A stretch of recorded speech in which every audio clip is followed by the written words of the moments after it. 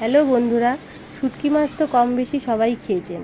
এইভাবে একবার বানিয়ে দেখুন, মজাই আলাদা। আমি এখানে লোটে শুটকি নিয়েছি। মাছগুলোকে ভালো করে উষ্ণ গরম জল দিয়ে কিছুক্ষণ ভিজিয়ে রাখতে হবে। তারপরে ভালো করে জল দিয়ে ধুয়ে নিতে হবে। এবার শিলনোড়াতে রসুন আর লঙ্কা বেটে নিয়েছি। তারপরে ওই শিলনোড়াতেই মাছগুলোকে থেতো করে নিয়েছি। মাছগুলো বেটেও আপনারা চাইলে মিক্সচার মেশিনেও ঘুরিয়ে নিতে পারেন। এখানে একটা কড়াইতে আমি ছোট ছোট টুকরো করা আলু দিয়েছি, চাইলে আপনারা নাও দিতে পারেন। তারপর আলুগুলো ভেজে তুলে নিয়েছি।